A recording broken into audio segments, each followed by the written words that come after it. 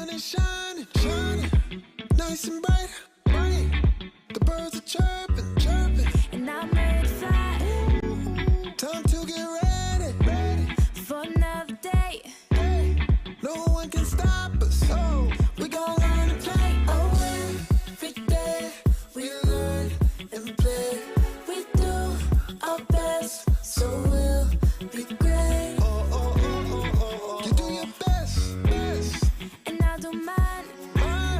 So let's get ready, ready, ready. 'Cause it's about that time. Good morning, you. Good morning, how do you do? Good morning, time to be great. Good morning, time to wake. Good morning, Your dance and play. good morning, So start the day. good morning, open your eyes. Good morning, Reach for the sky. good morning, morning, morning, morning, morning to you. Good morning, morning, morning, morning, how do you do?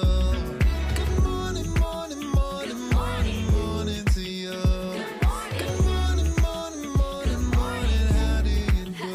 Good morning. You see me on my grind, Woo. Stars got to shine. I'm a supernova. Yeah, you see me taking over. Yeah. I'm on the move, I got a way to ride to it. So let me hear you say, every day we gon' learn and play.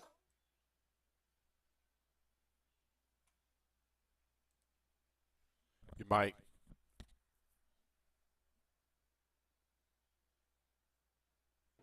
Good morning, y'all. Sorry about that. Today is Tuesday, March 22nd. I'm sorry.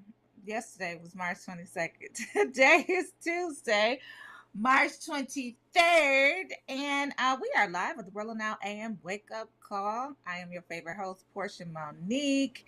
And I just want to welcome y'all to the show today. For everybody that's new, for everybody that comes back, we just want to welcome y'all to the show today.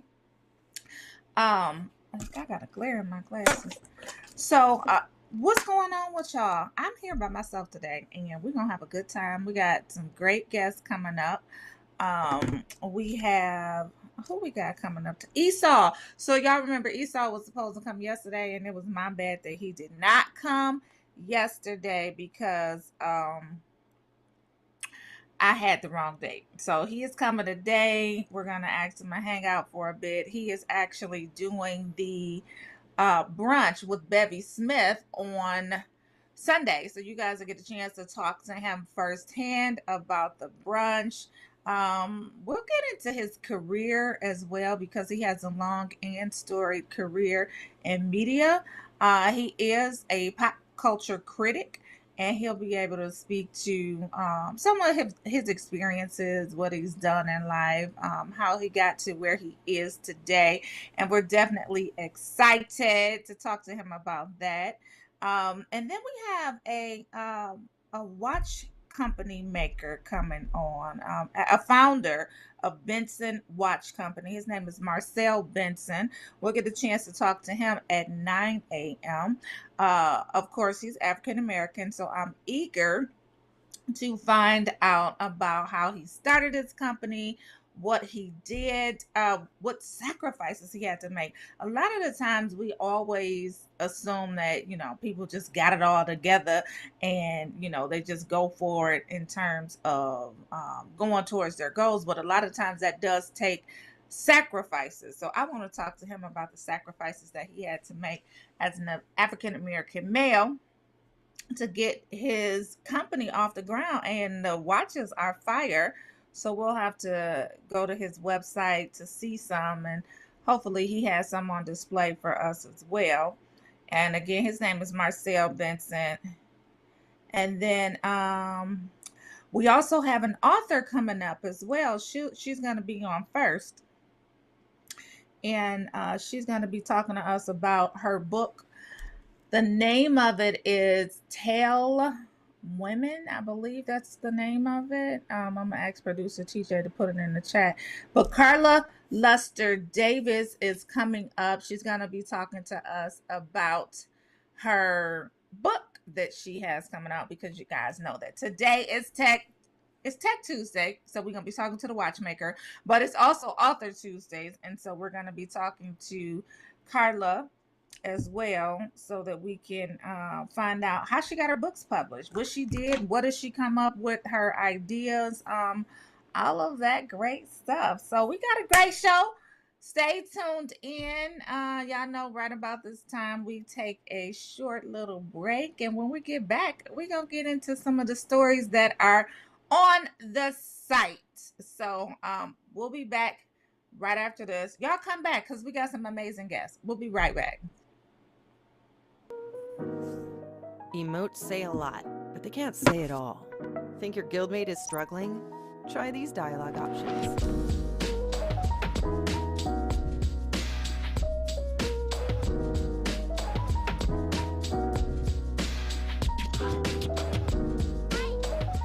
Go beyond emotes.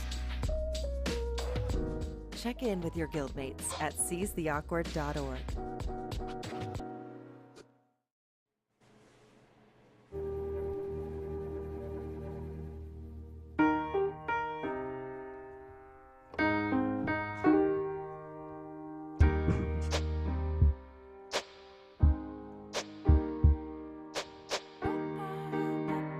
And I can't change, even if I try, even if I wanted to. My love, my love, my love, she keeps me warm. She keeps me warm. She keeps me warm. She keeps me warm. She keeps me warm. She keeps me warm. We are neighbors and best friends. I love my sister. My heart doesn't see race. Love is love. Our family is no less than any other family. Love is kind. Love is patient. The thing that drives me every day as a dad is him. His real name is Darion, and we call him Day for short. Every day he's hungry for something, whether it's affection, attention, knowledge. And there's this huge responsibility in making sure that when he's no longer under my wing, that he's a good person. I think the advice I would give is you don't need to know all the answers. The craziest thing was believing that your dad knew everything. So as a dad, you felt like you had to know everything. You had to get everything right. It's okay to make mistakes. Just do it from the right place. As long as it's coming from love, then, you know, it kind of starts to work itself out. I want him to be able to sit back one day and go, we worked together, we did a good job. I'll say my kid's pretty dope.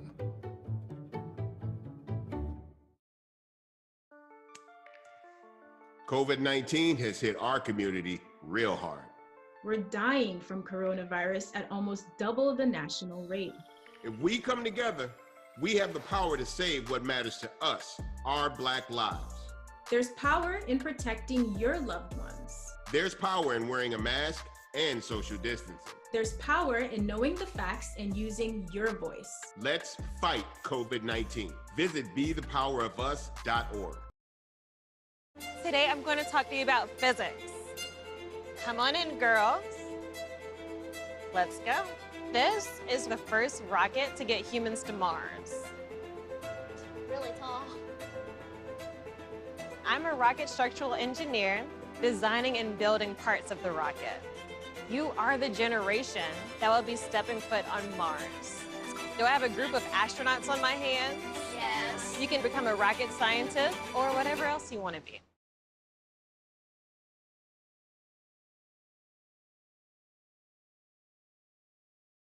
We're back. Welcome back to the Rolling Out AM Wake Up Call with your favorite host, Portia Monique.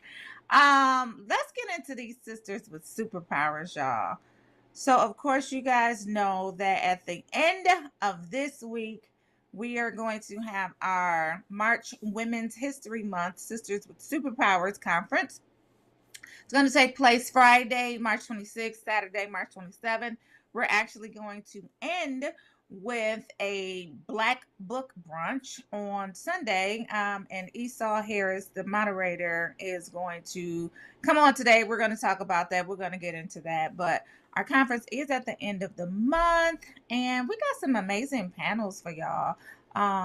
It is complimentary registration for the month of March. So y'all make sure y'all go out and register today. Make sure that you sign up. Go take a look at Happen. It's on the platform Happen. So take a look at Happen to see which which sessions interest you. There are several out there that I know interest me. One is Introduction to Bitcoins, 5 reasons why y'all need to know about Bitcoin right now. And then the lady, her name is Miss Kai. She's also going to be speaking about altcoins. So I'm not familiar with that, but I definitely want to learn more about that. And then, of course, we have our Seagram's Escapes.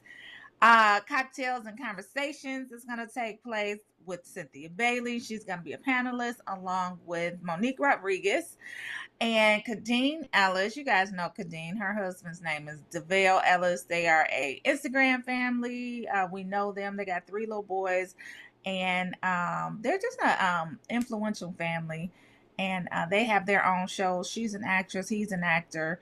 And they have the cutest little family. So they're going to come. She's going to come on. There she goes right there.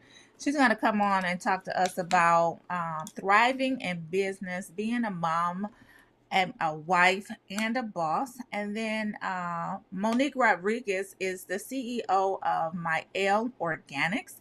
She's going to be on as well. She's going to tell us how she got into business, how she is running her business. She's also a mom and a wife, and so we're going to talk to her about how she juggles that. Then, of course, you guys know Cynthia Bailey, entrepreneur, supermodel. She's going to be on talking about her business as well. Her daughter is out of the nest, and you know she's recently happily married to Mike Hill, so we'll get a chance to talk to her about all of her endeavors as well. And Africa Miranda, she is a beautypreneur. She's actually going to be the moderator for the day. So check us out, Sisters with Superpower, and celebrating powerful women in business, culture, and community, March 26th through the 27th. And then we are going to end it with a brunch on Sunday. It's going to be moderated by pop culture critic Esau Harris, and we're going to be talking to Bevy Smith. So she's going to be talking about her book, Bevelations. It's her debut memoir, and of course we know that she's a TV and radio star, and that is March 28th at 3 p.m. to 4 p.m. Eastern. RSVP today. Go to rollingout.com/books, rollingout.com/books. This is complimentary. However, spacing is very, very limited for this one. It's limited for the conference as well, but it's very, very, very limited for this one. This one is going to be on Zoom. The conference is going to be on Happen. So they're not unlimited spacing. It's not unlimited spacing for the book club. So y'all get y'all tickets today. RSVP. We need to see those numbers going up. Sorry about that, y'all. And then let's get into our actual sister with superpower today. We're talking about Georgia Power executive Lisa J. Smith. She is proud to make an impact in her community. She's also going to be at Sisters with Superpowers.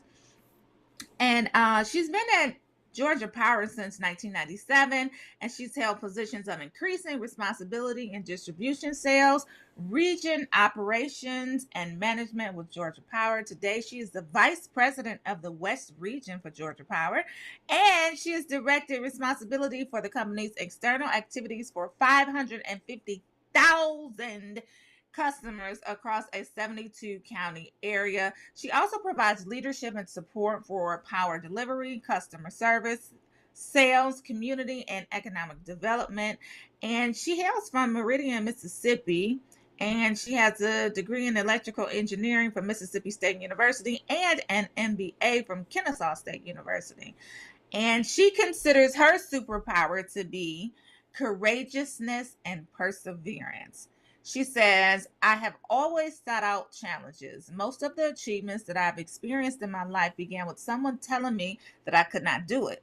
I've learned that the combination of being brave and persistent will allow for ultimate success and even more opportunities. Yes, yes, and yes, I wholeheartedly believe that. I've experienced that myself. And then she goes on to say she would tell her younger self that she says often girls receive messages while growing up about what it means to be female. She says, my advice to my younger self would be to recognize and celebrate my uniqueness early in life. I would encourage myself to not spend so much time trying to fit inside a defined box, but really determine what my superpowers are and to use them to make an impact. um Very, very, very inspirational. You guys can check her out at the Georgia Power sponsored panel session at Sisters with Superpowers. I believe it's going to be I'm trying to fix my little thing, y'all. I believe it's going to be on Friday. Her session is going to be on Friday, but everything is up on the site. Go take a look at it. We are excited to talk to her. And the lady from yesterday, Bermudez is her last name. She's also going to be on a panel session with Lisa. They're both sisters with superpowers. We can't wait to talk to either of them. And just, have a really, really, really great time this Friday, Saturday. Go to peaceandpurpose.co to register for the conference. I forgot to say that. So now that that is out of the way, what else are we talking about today? Let me check in with Facebook. I ain't seen y'all this morning. I have not seen y'all this morning. Let me check in with y'all to see what we talking about. Hey y'all, hey.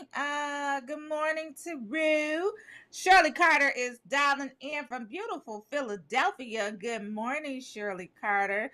Big MF and TZ. Hey, good morning. China Doll, hey girl, hey. You be up, girl, in Bakersfield, California. Good morning.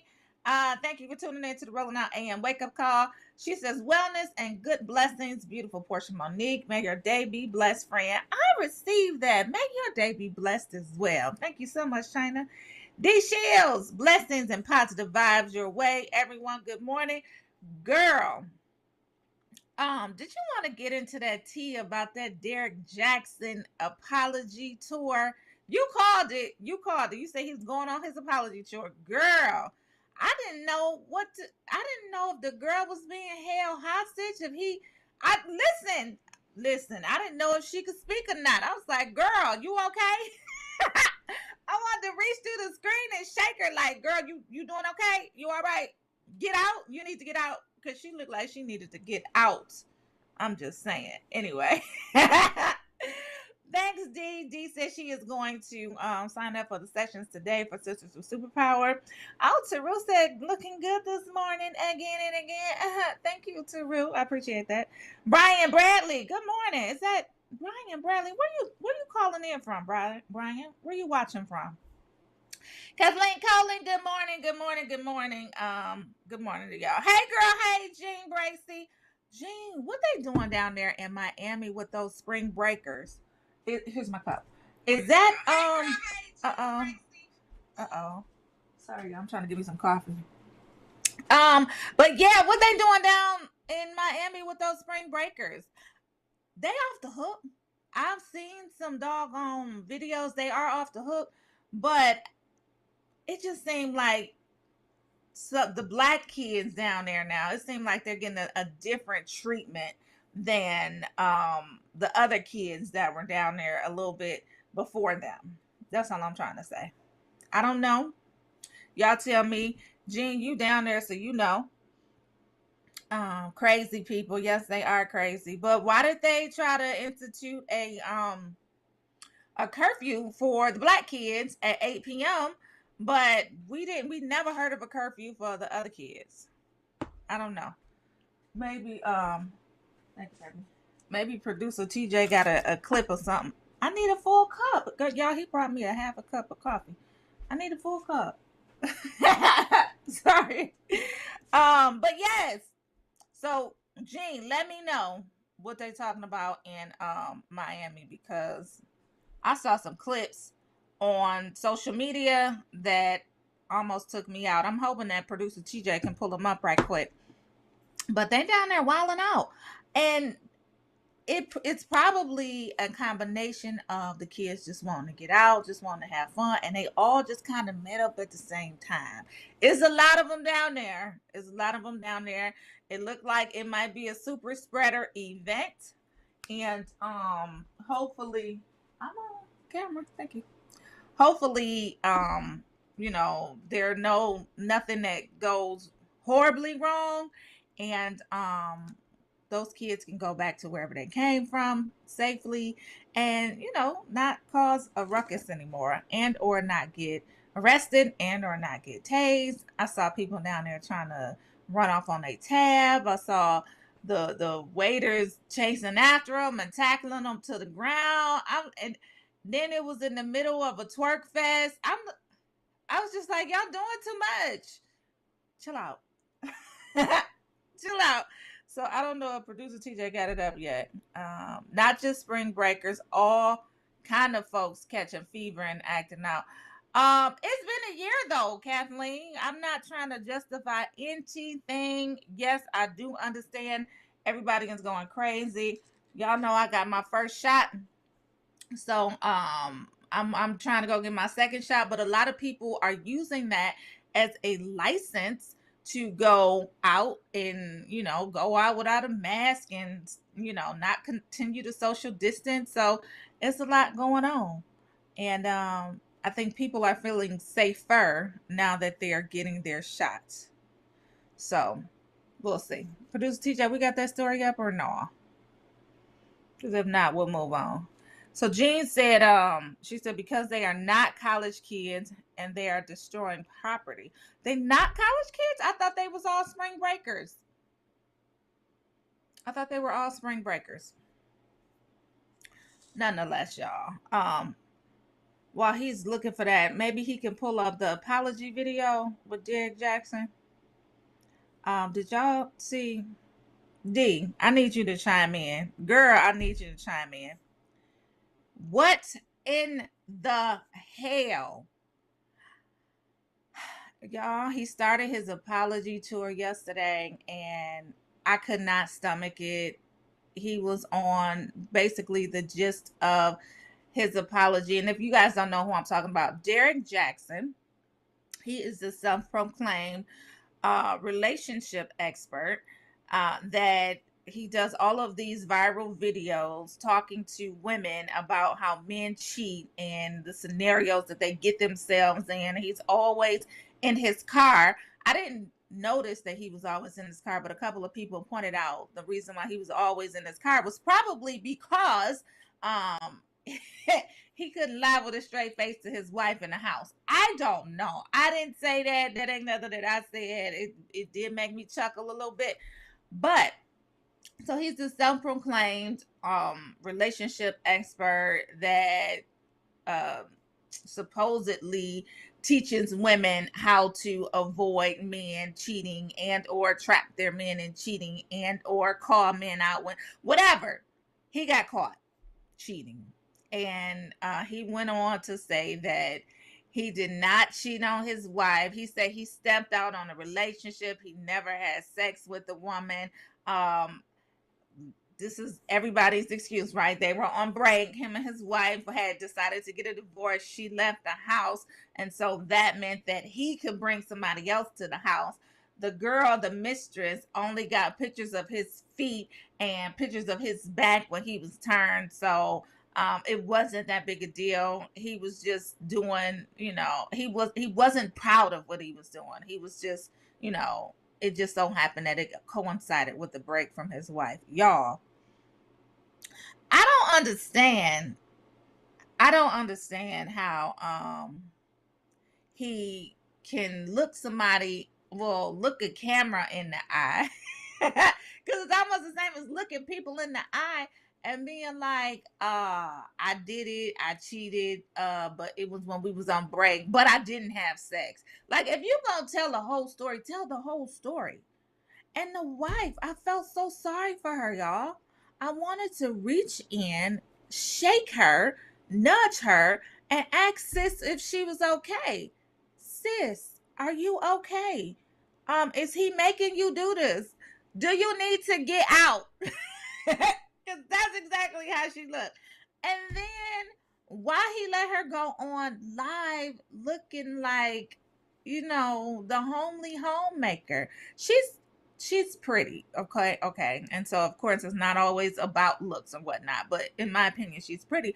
But she just looked homely. She looked homely and like she was in a situation where she was stuck and she couldn't get no help, y'all. She looked like she was in a sunken place. Anybody understand where I'm coming from? She looked like she was in a sunken place. So I just don't understand. A lot of people came for him yesterday. John Gray came for him as well. I just missed it. I don't know. Somebody said blink twice if you need help, sis. Yeah. I don't know. I guess I missed it too, y'all. But let me see what y'all talking about in the chat. So D Shell said, yes, front seat of the F-150 counselor and guru. Listen, D Shield says the YouTube was narcissistic in nature. He was squeezing her hand as if she was forced and had the nerve to throw shade at her. Well, she did do her part, nor cheating. He said, really do? Not cheating, really do? Yes. She said, when they blame God for their reason for fans to stand with them, I can't stomach him, y'all. I'm gonna sip my little coffee on that one because I can't stomach it. Like, let her go. Stop. Oh, and then the repeating he wanted to get in people's heads that the repetition that he wanted to get in people's head was buy my book, buy my book, buy my book. Every other word it was buy my book. Every other word it was buy my book. Why do you think we're going to continue to support you? You just think everybody dumb? You just want to be that narcissistic to think that you're going to continue to pull the wool over people's eyes?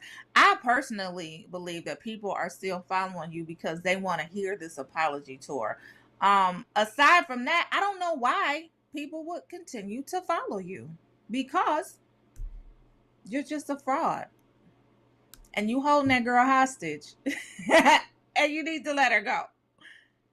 If she need help, I want to tell her, yes, blink, sis, if you need help. Blink twice. Get out the sunken place. Because that over there is sunken. And I don't know. She got kids with him, so.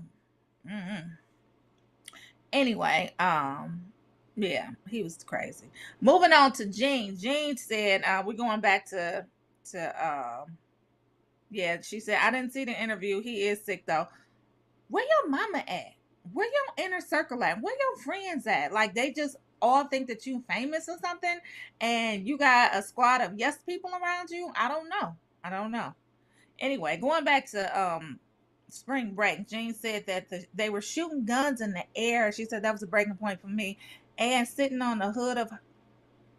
Girl, they was sitting on the hood of your car? And scratching it up. Just rude. Oh, Lord. And then Kathleen came back in and said he is full of himself. That's enough on him. I don't want to give him no more time or breath or space in my brain because he is just completely fraudulent. But it must be the season for breakups, y'all. So, of course, we seen Quavo and Sweetie breaking up, and they're still in the news. Apparently, they caused a family feud between Sweetie's auntie and Quavo's sister. I don't know. So it says, of course, when y'all break up, y'all don't have to do a public smear campaign. You just don't have to do it. Like, keep it off of social media. I know this is the era of social media, but keep it off of social media. And then family and friends, that's not your fight. Like, stay out of it. And if you're not going to stay out of it, don't put yourself in it to where everybody else can see how colorful you are. And that's just what I'm going to say, colorful. Excuse me. But if many of you didn't know, because I didn't know this, but Quavo is the brother of Offset. Of course, we know that Offset is with Cardi B. Of course, we know that they had their breakups. It ran its course throughout social media. He bought her cards. He showed up on stage. He brought whatever. You know, they cheat, and then they only cheat to the point where you let them cheat. So anyway, Quavo is Offset's brother. He probably getting honestly, and now he's in the news about breaking up with Sweetie. However, Quavo's sister jumped in the conversation. Her name is Migo Shara. Okay, so I'm gonna just call her Shara. So Shara tried to defend her brother's character while fending off social media. She told her 50,000 Instagram followers that Sweetie is not so sweet. It's unnecessary, y'all. It's just unnecessary. And I know this is young folk beef, but it's just unnecessary. And it's none of your business. Like, let your brother grown. And by the way, all of these stories that I'm referring to, they are definitely on rollingout.com. Go to rollingout.com to hear and read about the rest of the stories. We also have videos on there. We got a couple videos, Star Studio videos on there. If you guys watch Ruthless, those were the last two that I've done. But with the main cast of Ruthless. But I'm going back to this Ruthless story over here, okay? So Shara, which is their sister, says on her Instagram, I've been quiet long enough. I see this is turning into a bash fest towards my brother, and that ain't about to happen. She said, and that ain't, I can't read slang, y'all. She said, and that ain't about to happen at all. None of y'all know how Sweetie is in real life, but I do, and it ain't good at all. Girl, sit down. So when she went off on Sweetie, Sweetie's aunt came into the conversation. Whitty is her aunt's name, and Whitty said, she took up for her niece, and she said, now,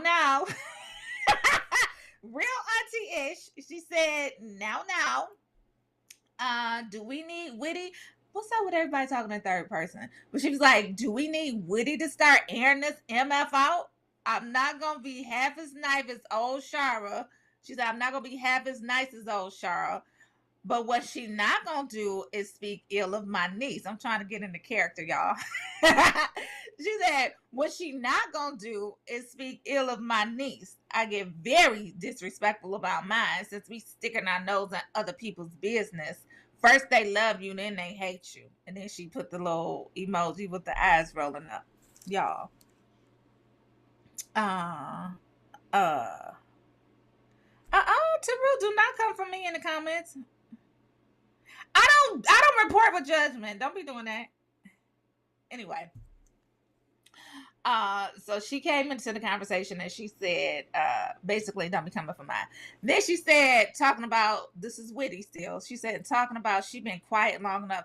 Girl, ain't even been 24 hours. GTFOH. Y'all know what that means. GTFOH. And then she came back. Whitty wasn't done. Whitty was like, let me get you all the way together. She said, listen. She said, I would have never spoken on this. They business is they business. That's what she said. They business is they business. She said, I stayed TF out of it. But when sisters want to put they self in it, that's when it becomes my business. She wasn't done yet, y'all. Auntie came with it. She was like, hold up. There's more. And who don't want what? Well, who? Girl, stop. STAWP. Stop. Okay. So after Shara got wind of the auntie's word, she took off like a rocket. Listen, I don't even want to finish reading it, but she did say, I don't give a damn. Y'all take a typo and run by. I ain't writing the essay. Yada, yada, yada. Okay. So they broke up and they caused some family feuds. I don't know. So y'all tell me, why do Black people have to air out their business in public? I haven't, do other races do the same thing? I don't know. But why do y'all feel like we have to air out our business in public? I'm just saying. So D says, no, Quavo and Sweetie, family and friends, stay out of it. Listen, y'all don't have to make it play out over social media. Like, y'all not social media, like reality TV stars. Y'all don't have to do that. So let it go. And then Taru, okay, Taru, we're gonna take that offline. I ain't reading your comment no more. And then D is coming to my aid with Taru. Thank you. She said, Taru, but most men are reporting with judgment. How can one do the reports without a slight opinion? Right. What you want me to do? Just read the reports and read it with a blank face and not say nothing? Go somewhere. He said, D Shields, nobody should nice nasty. I'm not being nice nasty. Portia Monique, is this shady too? Where was the shade? Where was the shade? I don't understand. Tell me where was the shade? Anyway, good morning, Iris. Iris, you ain't missed nothing. Oh, D, listen. She said, Jean said, when they get back together, family's still gonna be mad at each other. Exactly. When they get back together, the family's still gonna be mad at each other. So y'all just stay out of it. Y'all need to learn how to let people work through their own mess without you stepping in it. Hey, Manny, we miss you too, Manny. Manny just gave me my roses, y'all. I don't know where he been. You been okay, Manny? Thank you for my roses. I appreciate that. That made me smile. Other than it made me smile. Other than Taru trying to comfort me, talking about I'm being nice nasty. Okay, whatever. And you bet not read. So he said, Taru said he coming on the show this week. And you bet not read a report with judgment at all. Don't be no hypocrite. Good morning, Robert. Hey, we got coffee today. Sun is shining nice and bright. So yeah. Okay. Last breakup story. So y'all see that, or y'all saw that Garrett Owens is getting a divorce from his wife Kenya, of 20 some odd years, something like that. I think they got 3 grown kids together, but they do have kids together and they're getting a divorce. But yesterday, something happened as to where the wife, she's currently his wife, she threw Claudia Jordan into the conversation and basically said, I don't know, it was a cryptic message about Claudia's friendship with Gary, etc., etc. But nonetheless, Claudia took to social media last night to set the record straight. She basically called Kenya, which is the wife that's getting a divorce, she basically called her messy for throwing her name in the ring. She said, I've been friends with Gary for over 20 years.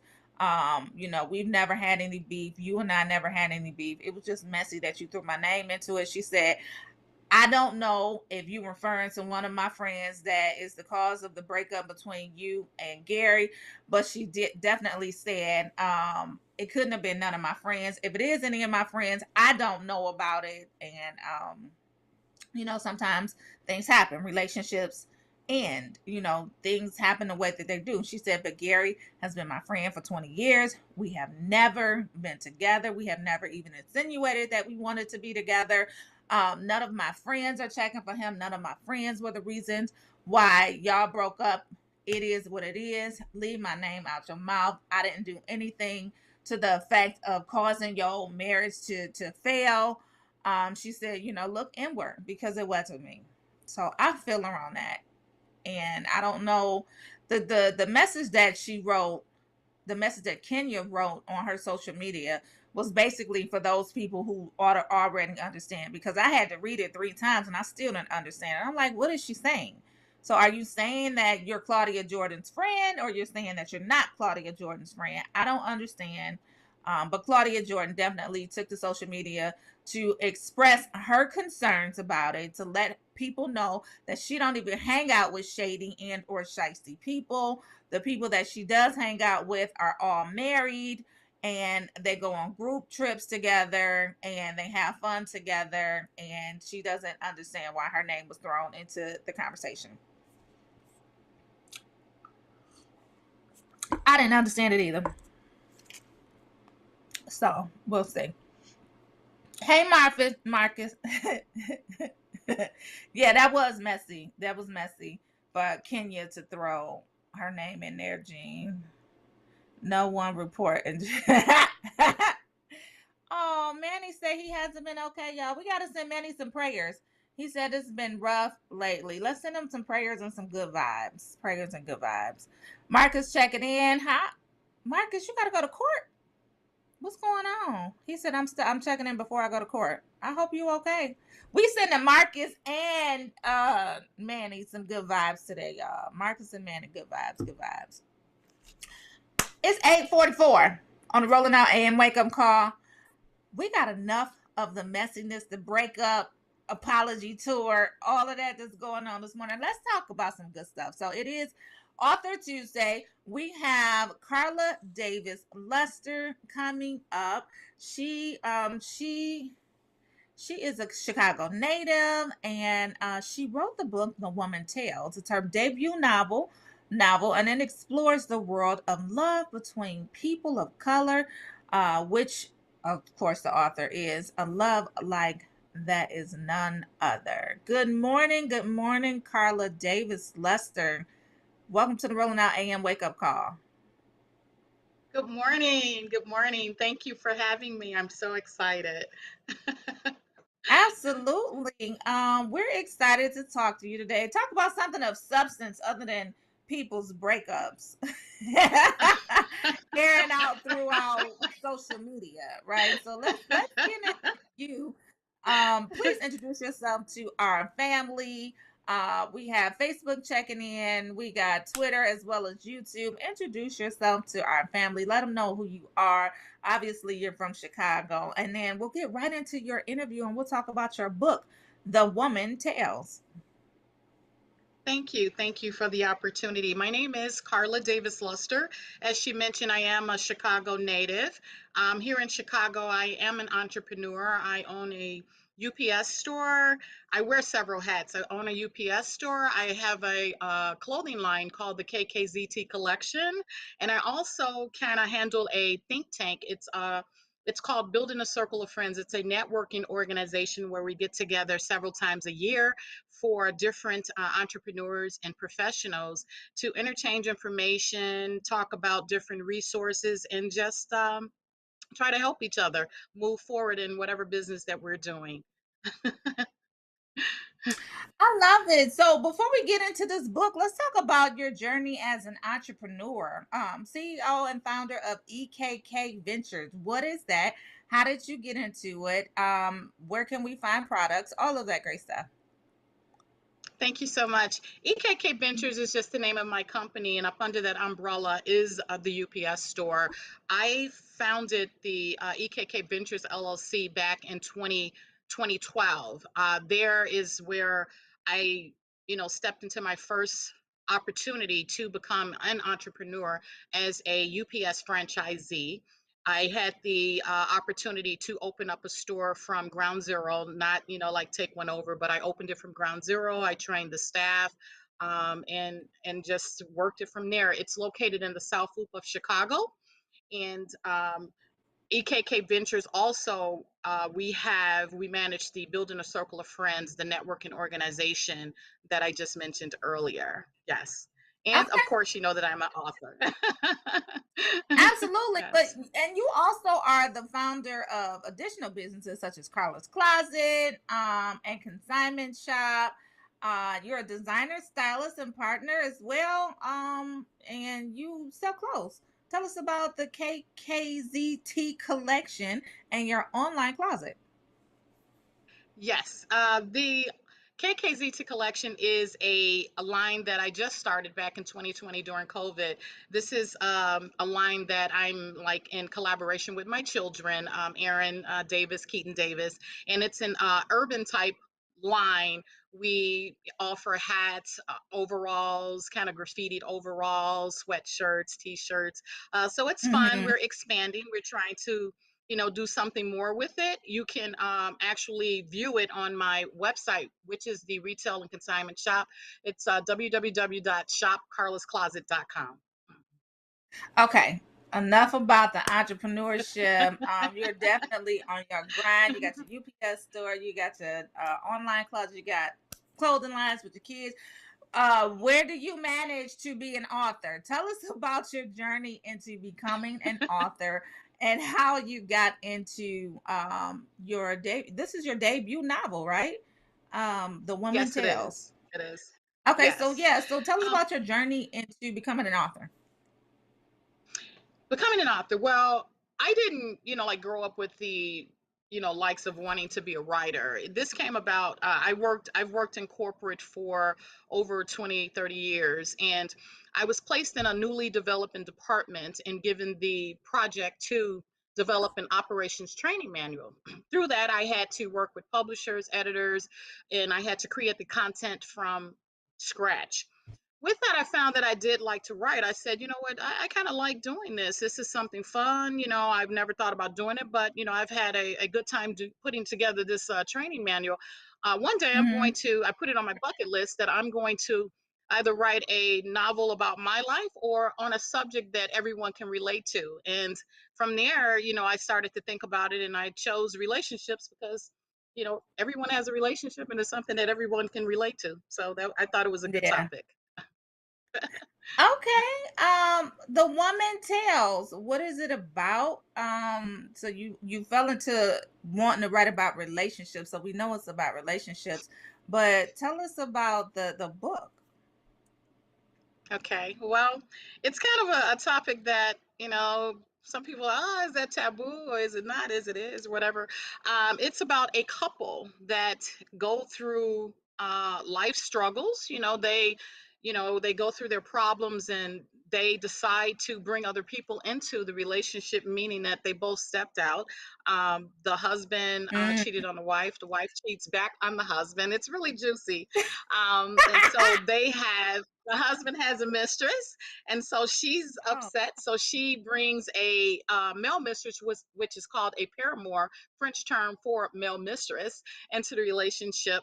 And the way that I write the book is that everyone gets to tell their side of the story. The wife tells her Mm-hmm. side, the husband tells his side. Also, the mistress and the paramour tells their side. So you get to see Oh, yeah. where all of them are coming from. It's not just Mm-hmm. a typical, oh, she's a mistress, she's doing this, whatever else. You actually get to learn the background and how they became the character that they are. So I tell the whys as opposed to just telling a story and leaving you hanging. So okay, so it's kind of similar. I thought you was explaining Derek Jackson's situation over there because he cheated. But listen, so let's get into, do you know? Okay, so we were talking about this a couple days ago because I watch a lot of Tyler Perry shows, right? So Ruthless is on, The Oval is on, A Sister, Bruh. All of his stories have very complex characters. And so Ruthless, I don't know if you watch it, but it's about this cult and people trying to get out of the cult.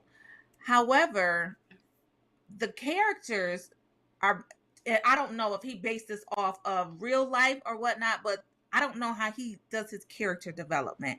And some of it seems like it's real. So my question to you is, did you base any of the characters in your book off of some of your real life experiences? And if not, how did you do your character development? Because it's very, very intricate in terms of, you explain everybody gets to tell their side of the story, but I wanted to know, like, where did the character come from in the first place? How did you get the name? How did you find the plot in your head? Like, all of that good stuff. Walk us through your process of writing the book, your character development, and was it based on somewhat of a true story? Okay, so I will start. You mentioned one of my favorite writers and authors and playwright persons is Tyler Perry.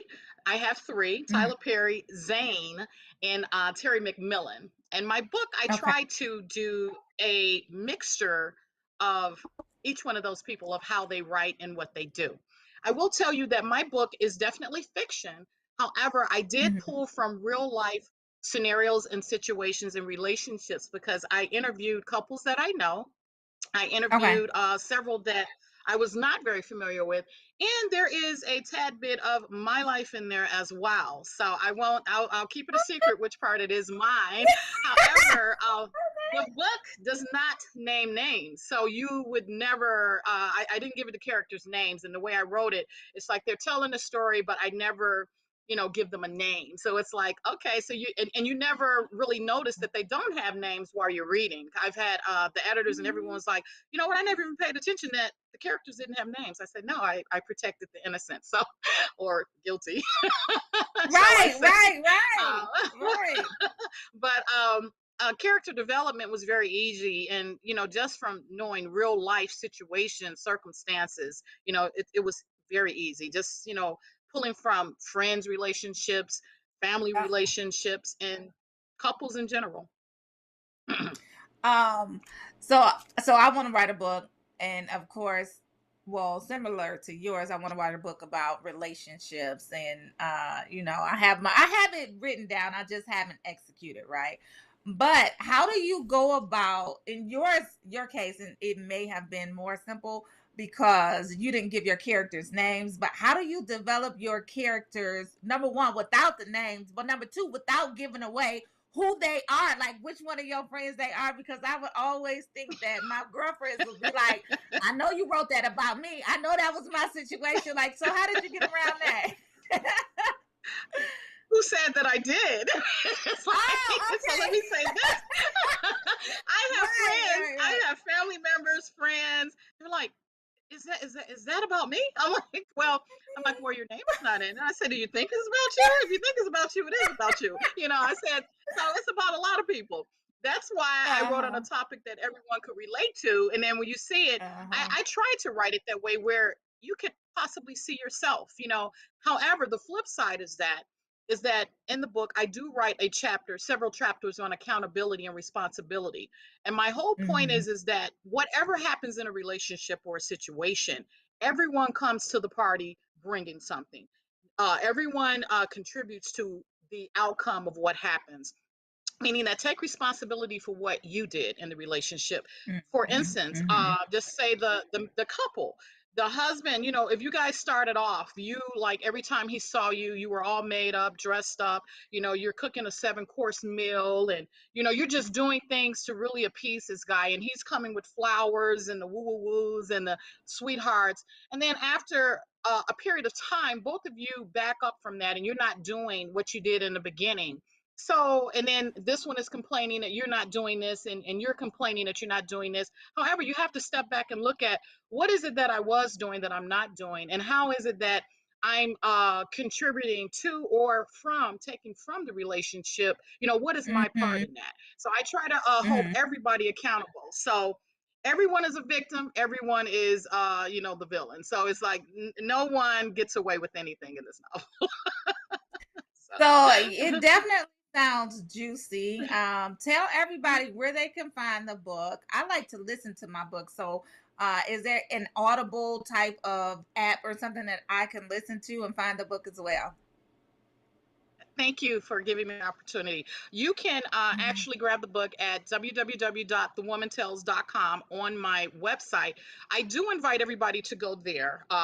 I am on Amazon, which on Amazon I have an ebook and the paperback is on Amazon. However, the reason why I say my website is that I have a 30-second movie clip. I developed 30 seconds of a movie clip, I guess trying to follow after Tyler Perry. There's a actor and an actress out there and they kind of act out a scene for me. And that is, when you go out there, you can take a look at that. I also have a free download that gives you a read of several pages so you can read something, before you actually purchase. And all of those things are on my website. And so I think that you would have a good time like viewing the 30-second movie clip at www.thewomantells.com. Yeah. I don't know if we got time to pull it up, but if not, y'all go to www.thewomantells.com. This definitely sounds like it is a juicy novel. So are you alluding to the potential of getting this book made into a film with the clip that we're going to go see on your website? Absolutely. Absolutely. I would love to have Absolutely. an FL. Absolutely, Okay. yes. I think it would be.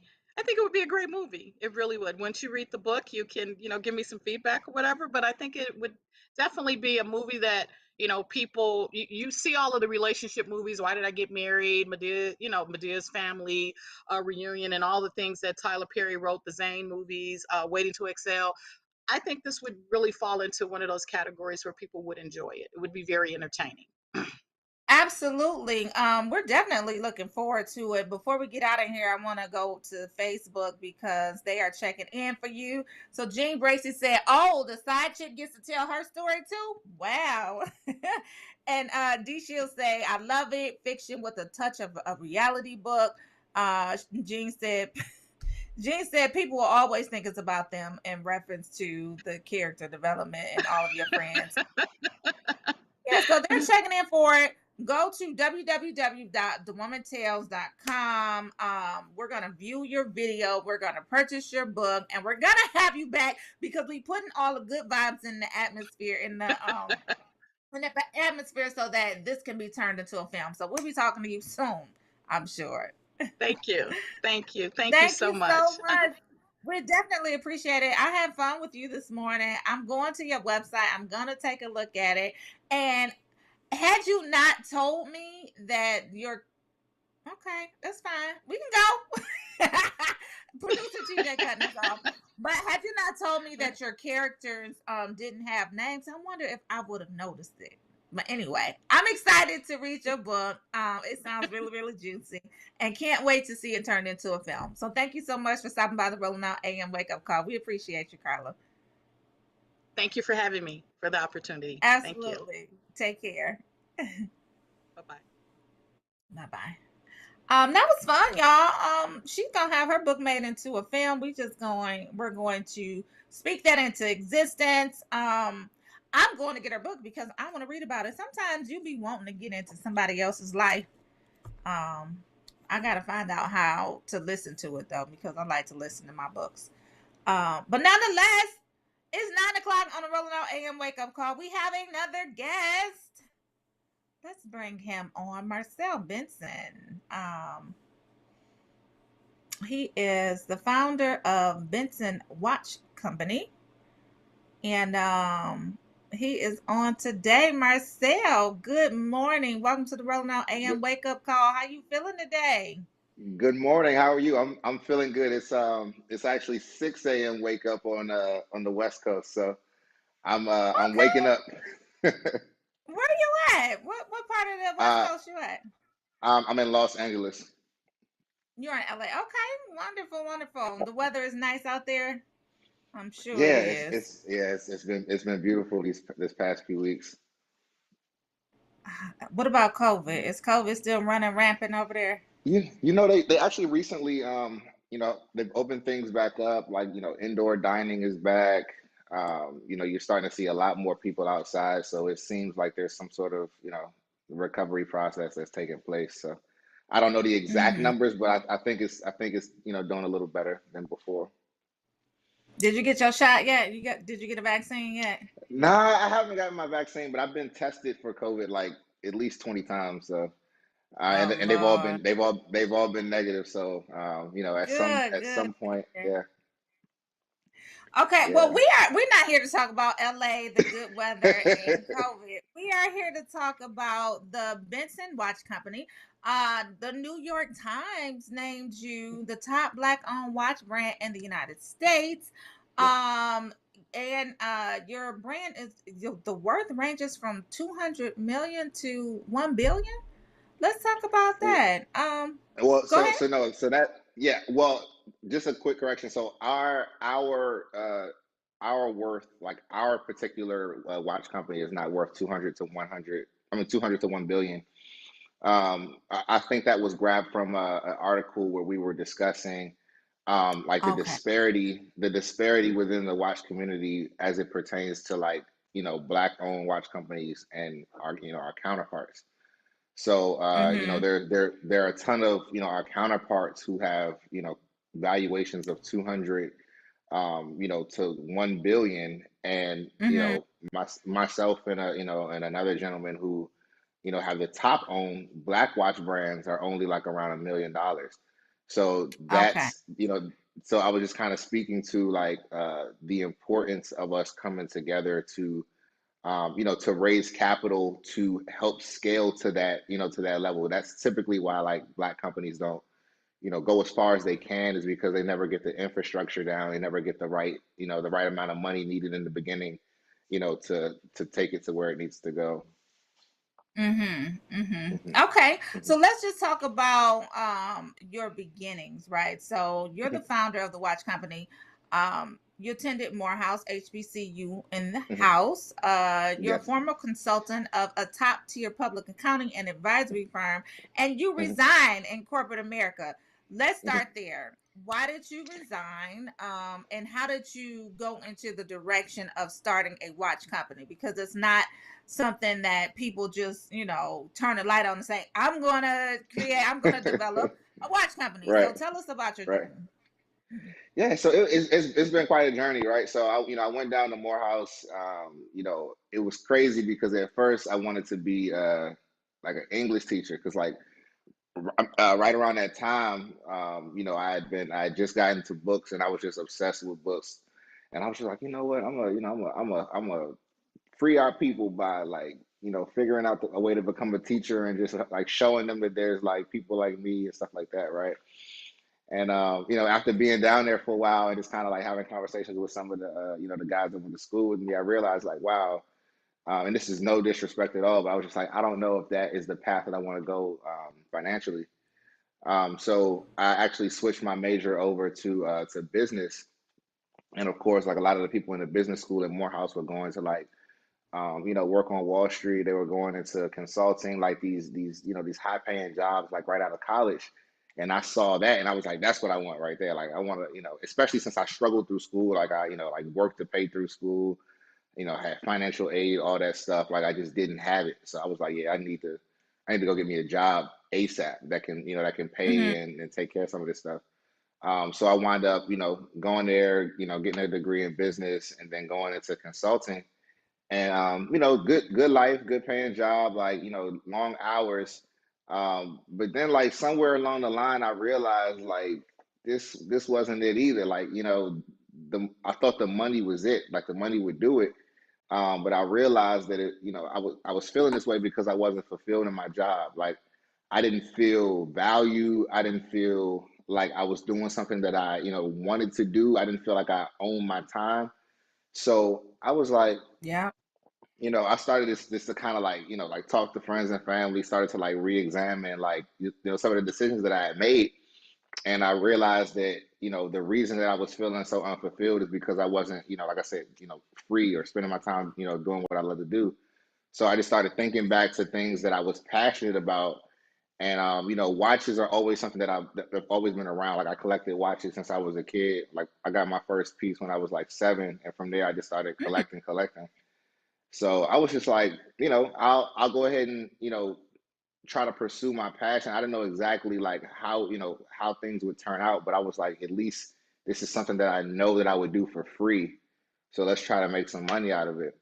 So I started the company, came up with the slogan that time should be spent doing what you love, which Oh was yeah. it was originally just my way of reminding myself, like, like why I'm doing this. Because just to rewind a bit, like I quit, like wasn't even like a like a 2-week notice. It was like an immediate like, I'm not gonna be working for you guys anymore. And I I can't do got this up out of another there. day. I can't do this another Seriously, day. it got that right. Right. It got Right. that bad. It really got that bad. And I never forget. Like I left. I had like a tie on. I took my tie off and I put it like around my head, like just on some, trying to like calm my nervous energy. And I took a picture and I posted it. That picture actually went viral because it just, there was a story attached to it about just how I was just like done with corporate. And so like I said, the message originally, time should be spent doing what you love, was for me. It wasn't even about people. It was to remind myself that this is why I'm leaving. So whenever there was like a hard moment that came up, I could reference like, okay, at least I'm doing what I love.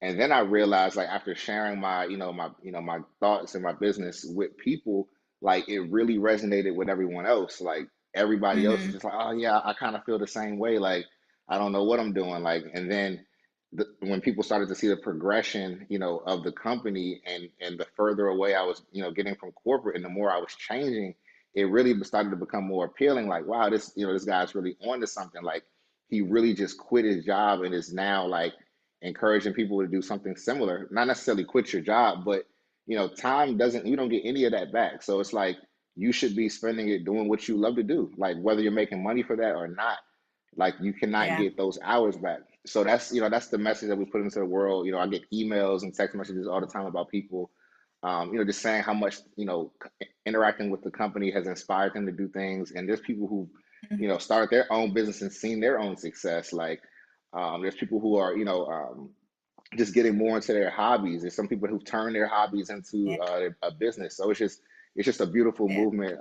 to be a part of.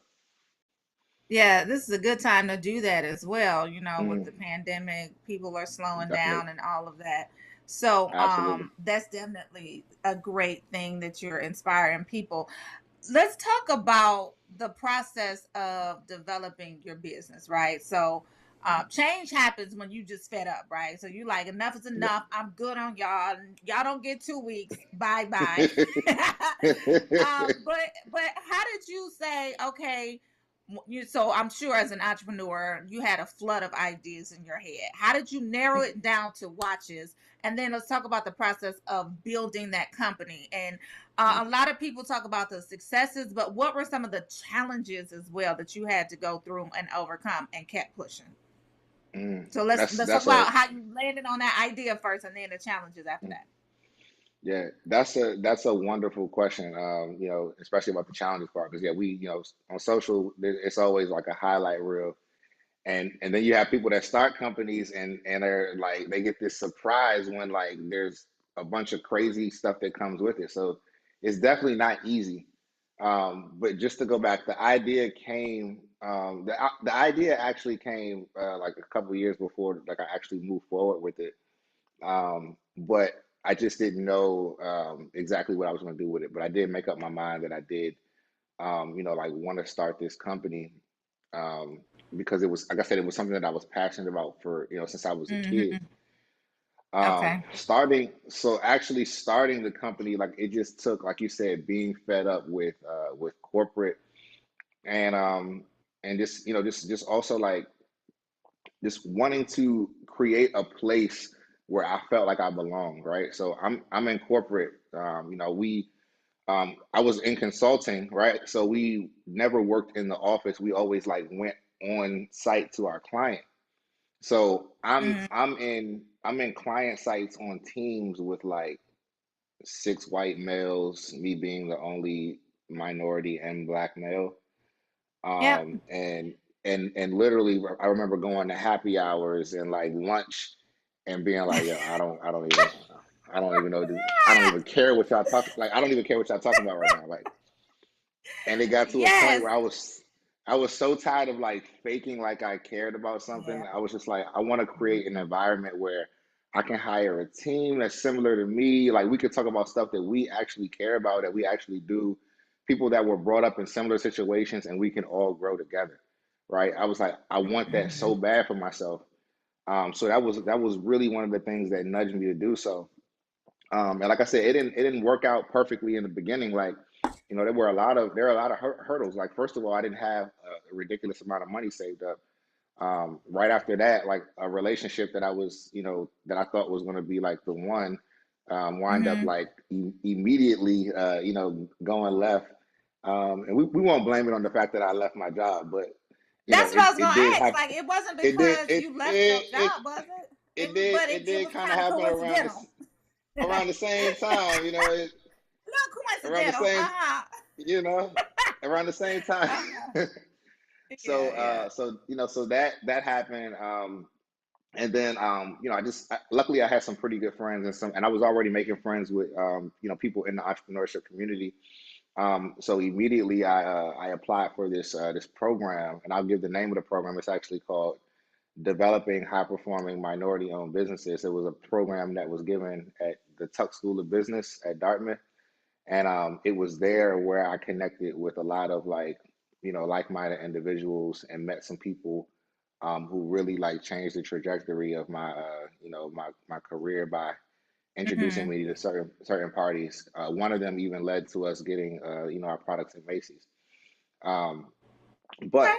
like you said, a lot of things do happen like that you're not expecting. So, you know, Mm-hmm. obviously when you start a company, a product-based company, the first thing you got to do, is find a manufacturer. So I was on blogs talking to everybody in the watch industry, just like asking questions.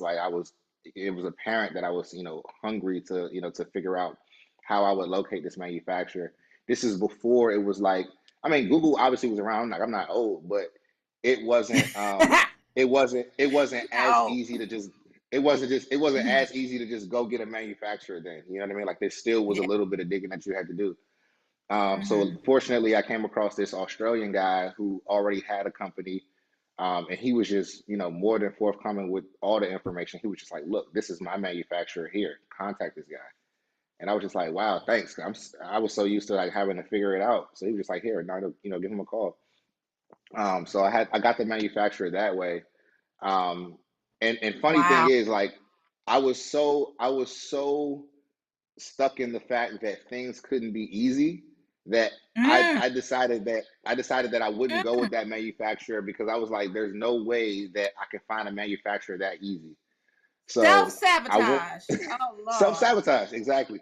So I, Self-sabotage. absolutely. So I went and Mhm. found my own manufacturer by doing some more digging, and then that manufacturer actually turned around and screwed me over out of like $20,000. Oh Yeah. So no. I had customers that that pre-ordered pieces because I did like a little campaign on like a pre-order campaign. So I, Mm-hmm. I had $20,000 that was floating out there, and they like literally just never sent the watches and like stopped answering the phone. Um, so I What had to, the I had to heck? figure, yeah, it was bad. And that was one of the first lessons I learned about vetting a manufacturer and understanding like how they collect payment and what their policies are. And if there's no recourse, like if there's no way you can get your money back if they don't deliver, then you shouldn't go with them. So I literally Mm-hmm. just wired them the money, right? They God. sent me a sample. They Mm-hmm. sent me a sample. That's how they get you. They sent me a sample. I'm like, oh, okay, cool. Yeah, this works. Let's make hundreds of these. Sent Mm-hmm. the remainder money, and they just like immediately just ran off, and that was So they that were was my just fraudulent from the beginning.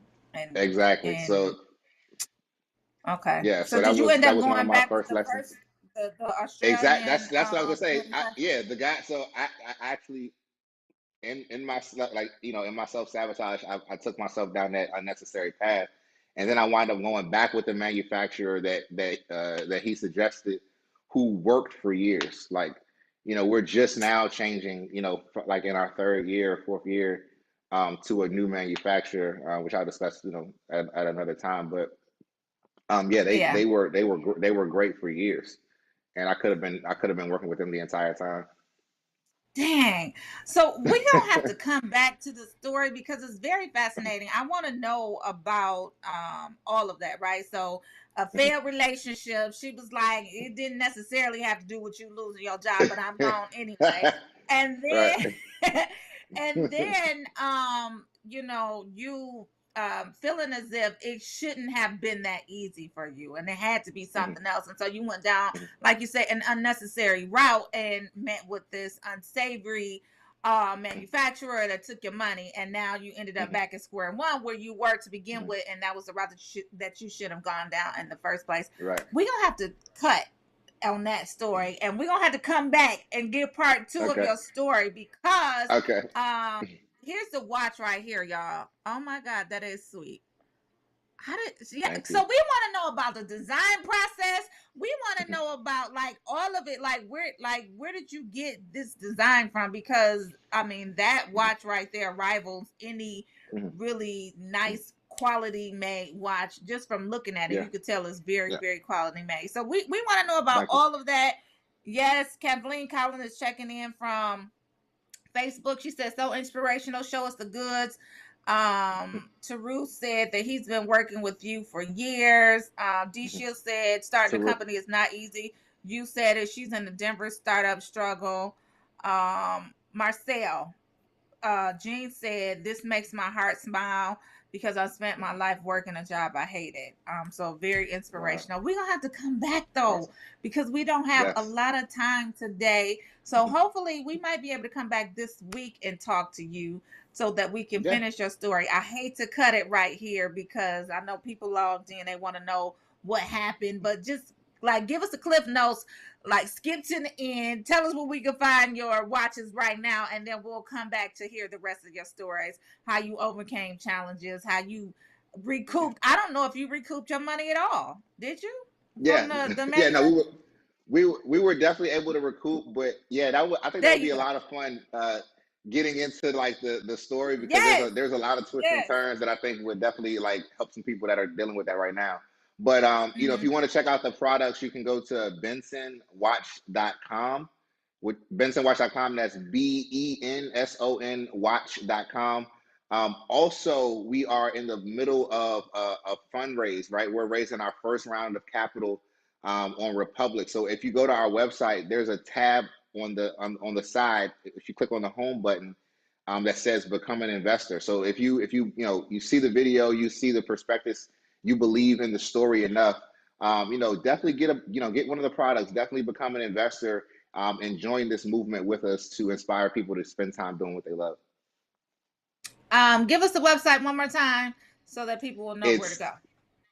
Yeah, so go to bensonwatch.com, BENSON watch.com, and you can peruse the website. And there's also a tab on the homepage that says Become an Investor if you're looking to get in the ground floor of a startup company. I love it. Y'all, let's help him raise some funds. Go to Yes. bensonwatch.com. We're gonna make sure that his business is supported by us, and he has everything that he needs from our community. We're gonna come back for part 2 so that we can learn more about your story. I think it's Absolutely. definitely fascinating, and it will help a I lot of can't people wait. out there. Yeah, so thank you so much, Marcel Benson. We appreciate you. Awesome. Benson Watch founder. We'll talk to him a little bit later so we can finish hearing the rest of his story. Take care. Awesome. Take care. Thanks. I hated to cut him off, y'all, because I wanted to know more about his story, but y'all know we don't have a lot of time on the Rolling Out AM wake up call. It's only 2 hours, and we have one more guest to get to. But he was I loved it. G Shield said, believe in your vision. She said she believed in your vision. She's going to check out the investment on the website. So again, go to bensonwatch.com to find out how you can help him raise funds, get his business out there. And we got to support our own. We be so busy trying to, invest in other people's futures. We need to invest in our community. That's all I'm going to say about that. 9:21 on the Rolling Out AM wake up call with your favorite host, Portia Monique. We got Esau Harris coming on, y'all. Esau, we've been talking about him for at least 2 weeks now. Esau is going to be, he's our pop culture critic, and he's going to be in conversation with Miss Bevy Smith on this coming Sunday, March 28th from 3 p.m. to 4 p.m. He's going to be talking to her about Bevlations. That is her debut memoir. But before we get into all of that, Esau, welcome to the show.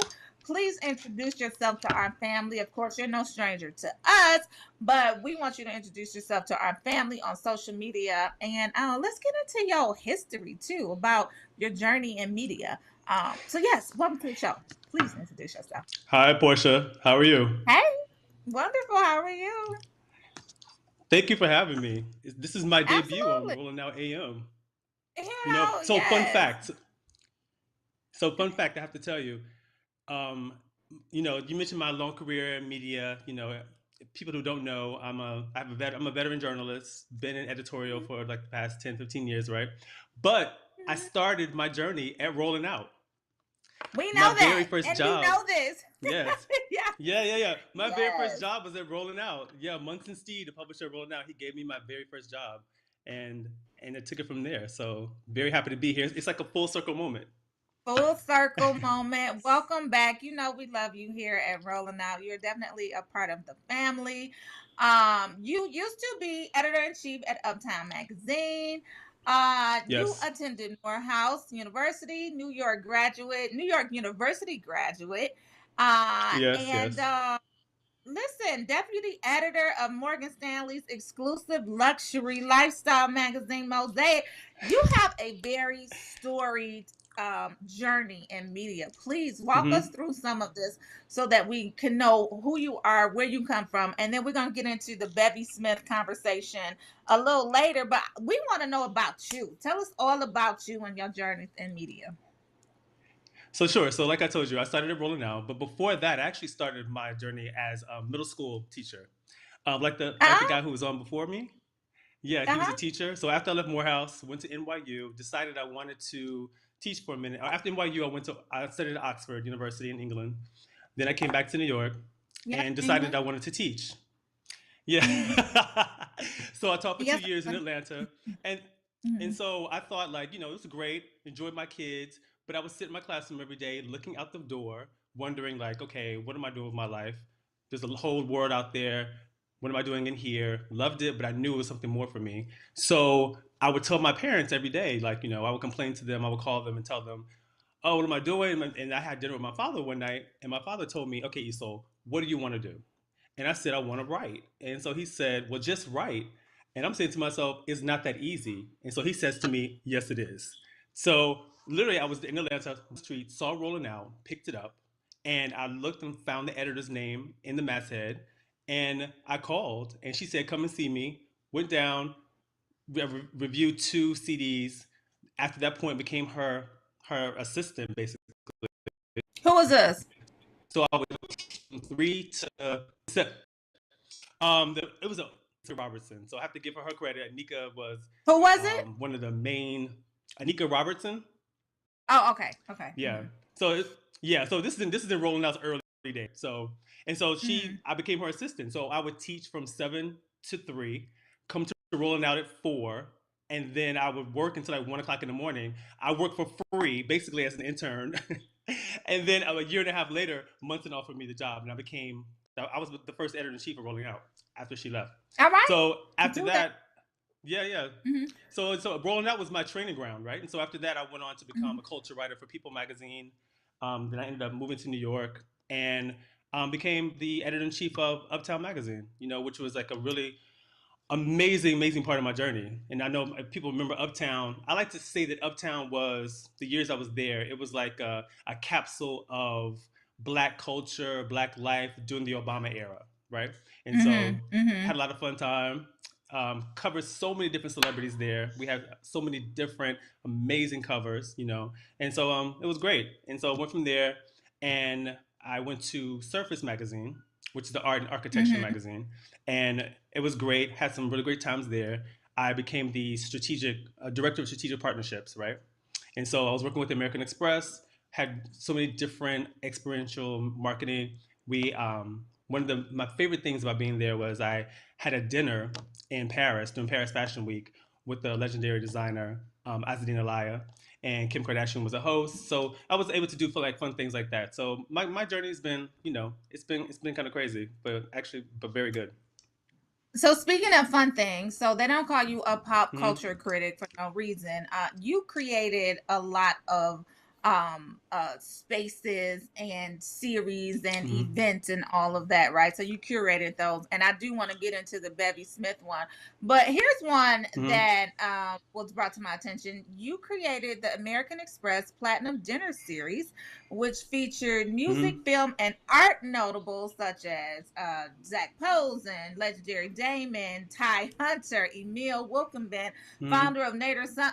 Tell us about those. How did you come up with that series? How did you even get presented with an opportunity?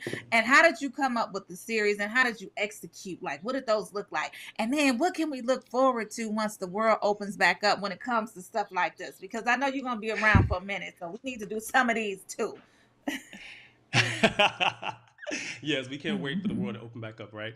But when the Yes. world was open, years ago, right? Well, last year. So you mentioned the American Express Platinum Series. So American Express came to me when I was at Uptown and wanted me to be an ambassador for their Platinum card, right?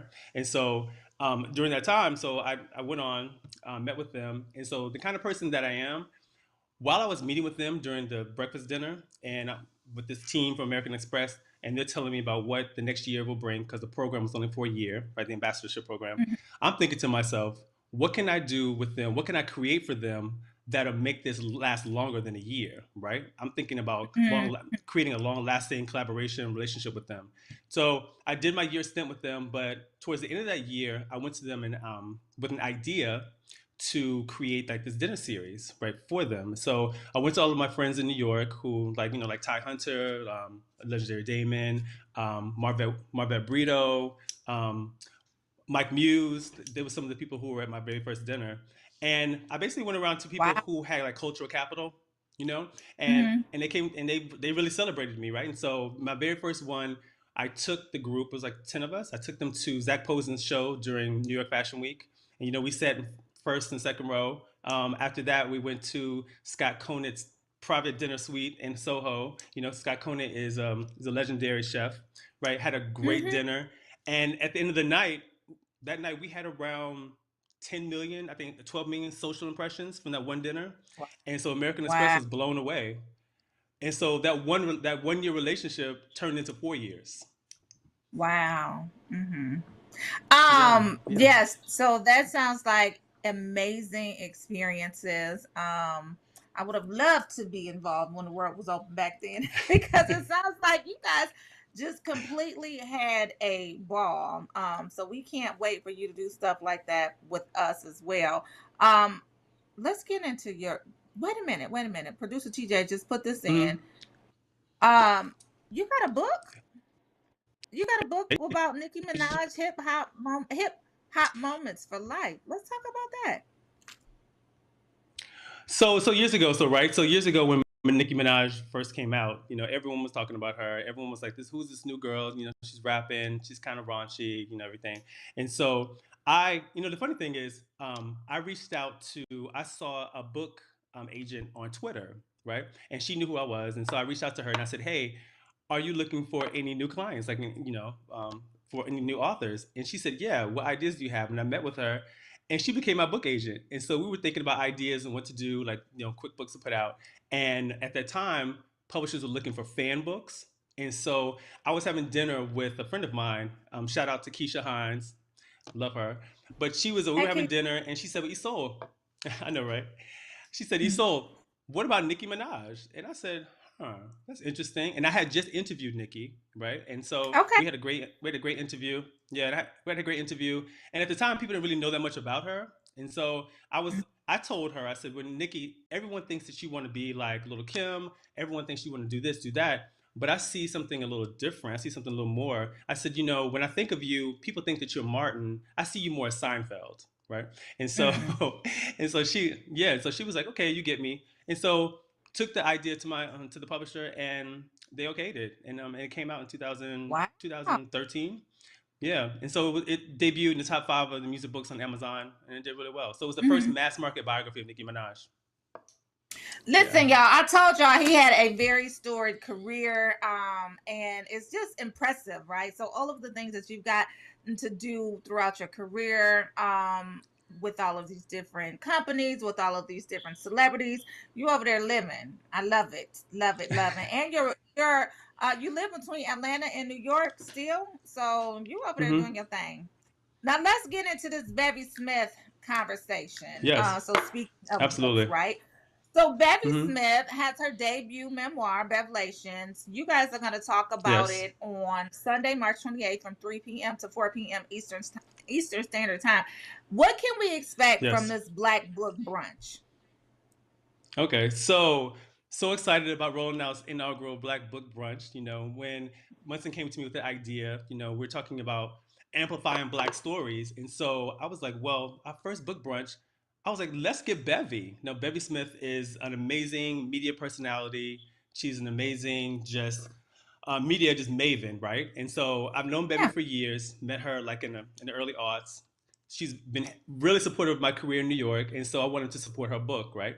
And so I think that this book is really important. It's really exciting to read because Bevy's story is not only aspirational, right? But it's just Bevy's story is interesting because it's the antithesis of everything that we see maybe on Instagram, right? Because everything that people celebrate on Instagram, it's like, it's about ageism, it's about scarcity, it's about being like all these things. But Bevy represents the what's possible, right? Because she's a woman in her 50s, right? And here she is taking off in her dream. And so a lot of people think that, after 30, your life is over, or if you haven't made it to a certain point by a certain age, then it's no room for you, right? Give it up. Bevy is the Right. antithesis Give it of up. that. Right. Right. Exactly. It's like, it's over. It's a wrap, right? But Bevy says, no, it's not a wrap at all. I'm just beginning. And that's what Bevelations is about, right? So that's why I'm really excited to talk about this book with her and just really get into her story. Yeah, quick story about Bevy Smith. So the first time that I met her was at ABFF, and we were in, was it Miami? I think it was Miami. Probably so. ABFF in Miami. Probably Miami. And I met her. This is my first time at ABFF, and she welcomed me in. This was like a reception before the event really kicked off. It might have been like a Thursday. And so she welcomed me in, and she said, listen, you're going to have so much fun at this event. Relax, make friends, and you're going to develop friendships over a lifetime. And it just made me feel warm in the inside. And because I was by myself, like I started doing media stuff by myself. I didn't have anybody to travel with because, I was just doing it by myself. And so nonetheless, she just made me feel welcome. She made me feel at ease. She said, whatever you need, reach out to me. I didn't take that opportunity to reach out to her because I was still just kind of feeling myself around. But she was like, whatever you need, don't hesitate to ask anybody. But she was just a really genuine person. And I love that about her. So I am definitely looking forward to reading her book. Reading is she going to actually do some readings on Sunday as well? She's going to read from the book, right? Yeah, so I asked her, I wanted her to pick out some of her favorite passages from the book, and read to us and then give us the backstory, like some things maybe that she didn't mention in the book, because she has a lot of different stories in there, from relationships with rappers to right. Let's talk about it a little bit. Who wasn't spilling just a little bit? Give us a little bit of tea, Esau. Give us a little bit of tea. But the funny thing is, that's the thing about Bevy, right? Bevy is like this beautiful, just big personality, right? But she represents what you normally don't see in Black women in media, right? Because usually Black women in media, it's all about like what they don't have, or looking for a man, all these other things. And Bevy's like, no, that's not my story, right? And she celebrates herself, and she has great self-confidence, and that's really what it's all about. So she mentions all these relationships, and she says she's had a very healthy sex life, right? But she hasn't gone into those details in the story. Yeah, okay, exactly. She said, I'm going to let y'all know that I didn't have any droughts over here. Okay. Exactly. But also interesting relationships, interesting friendships. So, she mentioned having a friendship with Tupac, right? And so she mentioned that she and Tupac spent time together, and Tupac really understood her and really got her, and they had a really interesting time. So it's stories like that that make this book really interesting. So I'm really excited to get into those things and have her pick out some of her favorite passages to read to the Rolling Out audience. Okay, you're going to have to spill just a little bit of tea so we can get some of these people. I know registrations are kind of full. I'm not exactly sure where we are number-wise. Okay. But give us some tea on some of those other relationships that she talked about. You said Tupac was one. Give us another one. We just need one. Well, okay, let's clarify now. She didn't have a relationship with Tupac. She had a friendship with Tupac, right? She had a friendship. Okay, let's clarify. Let's be real clear. So they were friends, like platonic friends. Okay. Right. They were friends. But let's talk about. So, right. So those are the things that she's gonna have to talk about, right? Those relationships, right? Yeah. We're gonna let her talk about relationships. We're gonna give her those opportunities. So those are things that we can definitely delve into. And the people who attend, they can also ask her questions, while watching. And I would definitely get to the readers' questions as well. So definitely. Okay. Are you going to bring them on screen? Because this is going to be done via Zoom. So that's why the spacing is very limited. So will you be able to Right. bring some of the people on screen to actually have them ask their question as well? Well, we definitely. I don't know if they're going to be on screen, but I definitely will. There'll be a chat, so it'll be a live chat going on. So while I'm talking to Bevy, I will be looking at everyone's questions on the chat and bringing those questions into our conversation. Absolutely. Okay. Absolutely. Yeah. Yeah. Well, so Sunday is my baby's birthday. So I'm gonna Oh, try really? to sneak away to get, yes, because it's only an hour. So I'm gonna try to sneak away to actually Okay. join the chat with you guys because I'm eager to number one, get the book, number one, hear about her Mhm. stories. It's also it's always so fascinating to hear the authors speak about their book and speak about some of Absolutely. their favorite parts in the book. So I'm excited to hear from her, hear about some of her favorite passages and whatnot, and ask some questions. So I got to get her book. I need to download it on hopefully it's on Audible. I like to listen to my books and It is. just kind of It is an Audible. Okay, Yeah. good, good, It good, good. absolutely is an Audible. Yeah. Now, before you get out of here, tell us one of your favorite parts of her book, because I know you've read and I know we're ready. Mhm. What is one of your favorite parts of the book, and what is she talking about during that part? You know, so I like stories that are inspirational, right? I like stories that are aspirational. I like stories I can read and I can get something from, because I'm a firm believer that you can learn something from anybody, right? And so I think that Bevy's Mm-hmm. story now, now she is this big media personality, but what I love about her book is that she's so honest about her journey. So she talks Mm-hmm. about, like, she was at Rolling Stone. She was a big time advertising or fashion advertising exec at Rolling Stone, making well into six figures, traveling the world, going to fashion weeks. But at the end of that journey, she says that she had some financial problems and she learned how to stretch some salmon croquettes for a week. Right? Yes, yes. Sometimes you got to do what know? you got to do. Right, exactly. So oftentimes, in certain positions in media, positions in entertainment, we only see the parts that they curate on Instagram. People don't often Yeah. show you their struggle. So I think that that's what I Mm-hmm. love about Bevy's book, that she's transparent. People talk about authenticity, but what does that really mean, right? That's kind Mm-hmm. of like a vague, kind of opaque term, right? But it's about being Mm-hmm. transparent, and Bevy is really transparent in this book, and I think that's something that people can really resonate with and latch onto and learn from. So that's what I really love about the book. Yeah. I can't wait to I can't wait to attend the brunch. Now tell me this, is Bevy still at page 6? So we know that she was at page 6.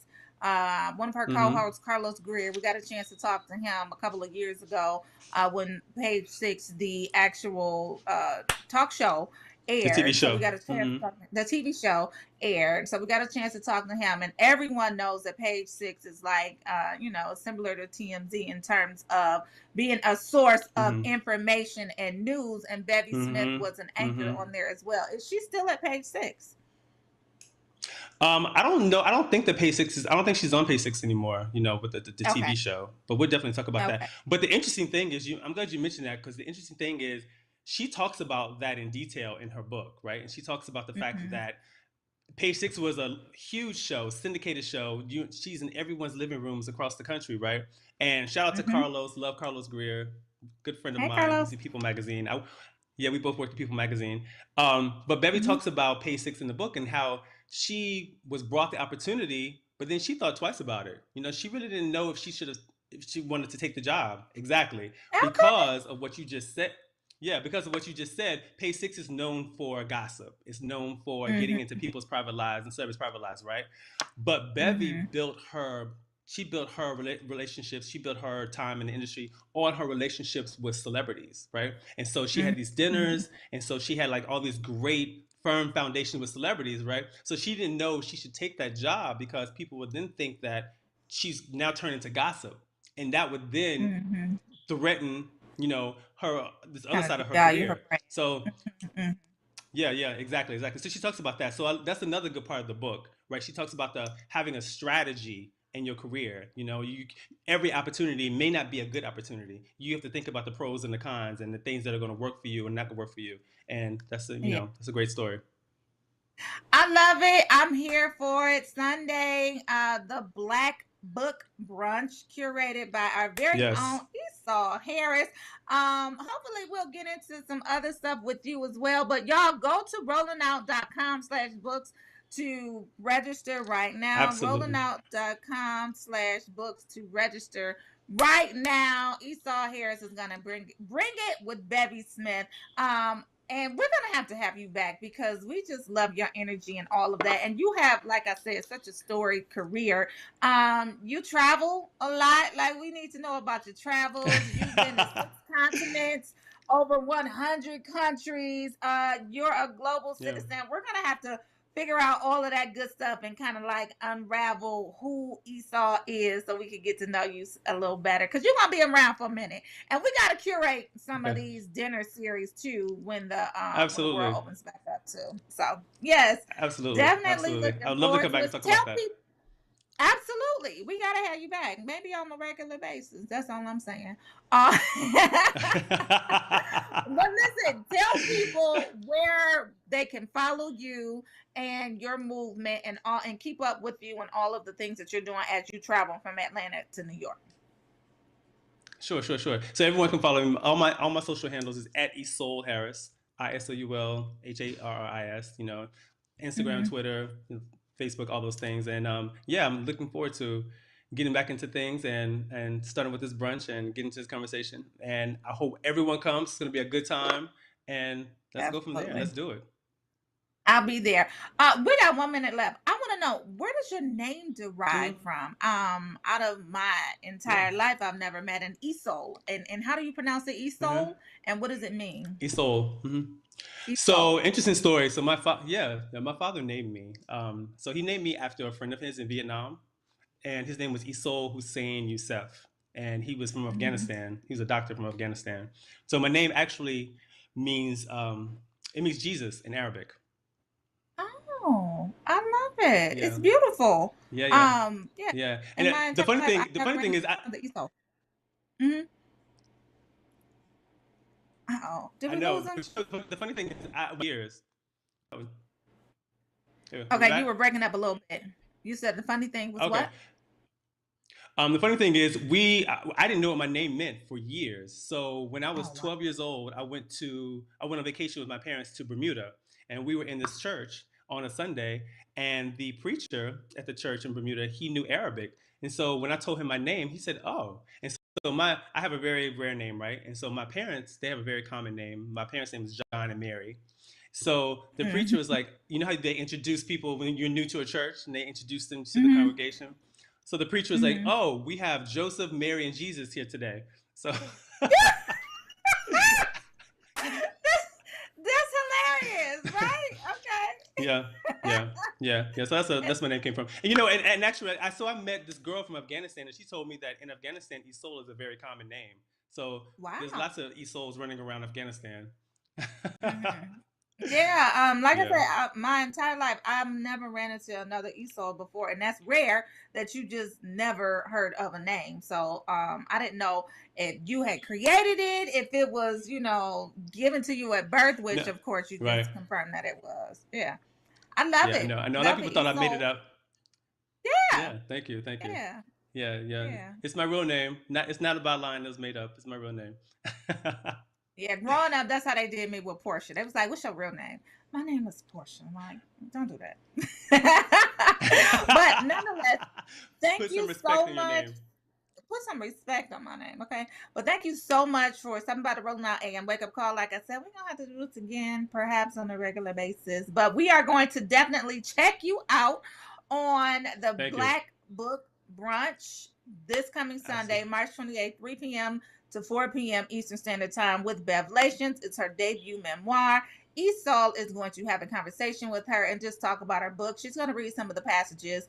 You'll find out a little bit about Isoul as well. We're going to have him back so he could talk about his experiences and give us a little culture on the Rolling Out AM Wake Up Call. So thank you so much, Isoul. And if they missed it, where can they find you, social media wise? At Isoul Harris. All the social Esau handles. Harris. All social handles. Yeah. We appreciate you. We're gonna see you on Sunday. Thank you, We're Portia. definitely thank you. I appreciate it. Take care, and we'll talk to you on Sunday. Okay. All right. Okay. Bye-bye. Bye-bye. So I wanted to let him know, y'all. Yes, beautiful, beautiful name. I'm checking in with Facebook. D Shields, he does have a beautiful name. Yes. Kathleen says she's coming to the brunch. Y'all go sign up for the brunch. www.rollingout.com/books. Sign up for the brunch. Spacing is limited. I do want to tell y'all that. So if y'all, I don't know where we're at in terms of numbers, maybe tomorrow we can give you guys an update, but we'll definitely give you an update by the end of the week to let you know where we stand in terms of numbers, if it's sold out, if you can get some space. It's not a lie. I'm here to tell y'all, I'm not lying about this. You know how some people be like, get your seats now, spacing is limited. No, we really mean that. Y'all better go and register for this event right now because spacing is very limited. And I don't know if there's going to be a replay of it. So you guys make sure that you sign up for it right now. But Esau was great, wasn't he? We're going to try to convince him to come back on the Rolling Out AM Wake Up Call and give us some culture because he's very cultured. So again, oh, hey, Teresa. Teresa is on. She says, good morning. Oh, we forgot to ask him, Nakia, does Esau have any new things coming up? We'll be sure to ask him on Sunday, right? So we'll probably get into that on Sunday. So make sure you sign up for the brunch. And then we're going to have him come back on the show, maybe on Fridays, Entertainment Fridays. And we can ask him then as well. Kathleen Collins said, this relationship coach agrees with friendship is a relationship. We were talking about Bevy Smith's relationships in her book because her book is about Revelations. It's her debut memoir. And Esau was talking about how she goes into some of the relationships she had in her book that she talks about, but he mentioned Tupac. And I just assumed that her and Tupac had a relationship, which they did have a relationship, but it was more of a friendship. So he cleared that up. And I'm still curious to read what she had to say about Tupac, y'all. Y'all realize Tupac was only 25 when he died? Can y'all imagine? 25. So nonetheless, we'll talk to her about that friendship on Sunday, and we'll get to know it. We'll get to know her a little more. We'll find out more about that relationship, friendship, and we'll go from there. So yes, so I was just commenting on Facebook. Nakia, can we send questions before the event? Send your questions to producer TJ. I'm gonna have them send it to who should they send questions to? Can they send questions to? I'm waiting on producer TJ to put it in the chat. While he's getting that together, that's what I was going to say. Okay, so send questions to promotions@rollingout.com. Again, send your questions to promotions, PROMOTIONS, promotions@rollingout.com. Email them. Subject line, Bevy Smith brunch question. Subject line should just say Bevy Smith brunch question, and email all of your questions there, and we'll try to get them to her in advance so that they'll already have those lined up by the time it comes on. So yes, Nakia, send them to promotions@rollingout.com. D Shield said, I will have my 105 questions ready. Girl, don't do that. Don't bombard them with 105 questions. That's funny. D said she's already registered. She's ready. Yes, girl. Yes, that's on Sunday. That's the only thing that we're doing on Sunday too. So y'all get the book ahead of time. Read the book. Like don't be I don't want to say it, but don't be that person that just comes and shows up to the book brunch and you ain't read. Like don't be a slacker, for lack of another word I wanted to use. Don't be a slacker. Get the book. Either you're going to listen to it or you're going to read it, but come prepared to discuss the book, right? This is an interactive conversation. It is going to be on Zoom, but like Esau said, he's going to be definitely taking questions from the chat. We're going to be talking about her experiences, and then she's going to be addressing some of those questions. So don't be a slacker. Don't just come and be like, I'm here for a good time. Like, do your research. Well, not necessarily research, but definitely do the homework in terms of reading the book ahead of time. Don't be a slacker. And that's not what I wanted to say, but don't be one of those. Show up prepared, y'all. Yes. David, he said he loves Rolling Out. Thank you, David, for tuning in to the Rolling Out AM Wake Up Call. We definitely appreciate you. Ooh. So I'm going back to the comments, y'all. Jean, y'all know we love us some Jean. Jean is so damn funny. She said she better not say she was in a relationship with Method Man. Don't do that, girl. Jean, don't do that, because we know Wendy Williams came out of the closet with that one. She was like, yeah, I dated Meth, and we had a one night stand, and we got high, and we went back to my... Don't do that. I don't think she gonna say that she was in a relationship with Method Man, but I mean, they was hot during that time, so I don't know. You know, perhaps, maybe. I'm eager to see, and I'm eager to hear it, so I'm getting the book. I'm going to listen to it too. And she better not say that she was with Method Man. Yeah. So, anyway, wealth of information today. That's what D said. Thanks, D. David Burns, he's from Cedar Hill, Texas. Cedar Hill is the expensive part of Texas, ain't it? All right, David Burns. I got some friends down there in Texas. Y'all know I went to Grambling, and so a lot of people that attended Grambling migrated to Dallas, Texas. And I got a lot of friends over there. I think Cedar, Texas is near Dallas, Texas. So anyway, y'all, we had a great show today. Thank you to our guests that came on. We had the author come on. She was telling us about her book. That was Carla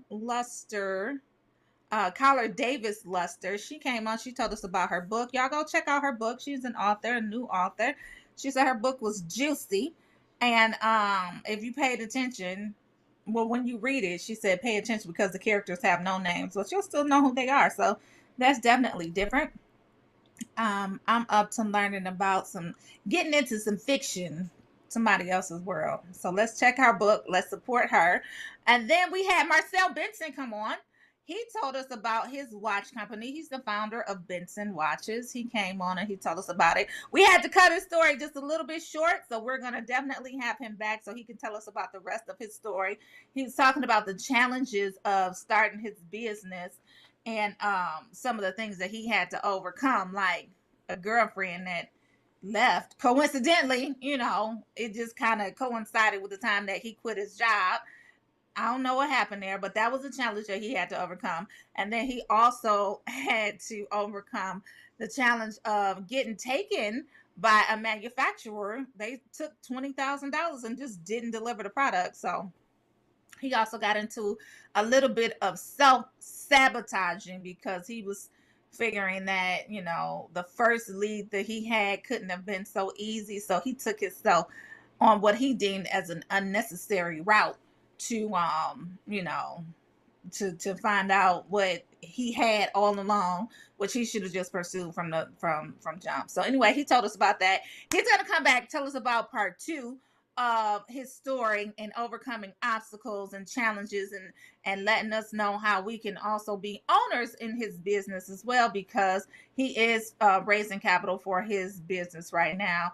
The watches are sweet. Go to bensonwatches.com, bensonwatches.com, so that he can, so that you can learn more about it. So that you can learn more about it. And we might just have to do something special with him as well, so that we can get his full story in one take, so that people can know who he is, the trials, the triumphs, and all of that he had to overcome. So kudos to him. And then, of course, y'all, we also talked to the very cultured Isolde Harris. His name means Jesus. We found that out. Very beautiful name. I never met an Isolde before in my life, and that's rare that you never meet somebody with a name such as, as unique as his. So nonetheless, he came on, he blessed us. He is hosting the Black Book Brunch along with Bevy Smith, Bevelations, and she's gonna be reading from her book. They're gonna be talking about the book. And James said it better not be no Method Man in that book. That's all she's saying.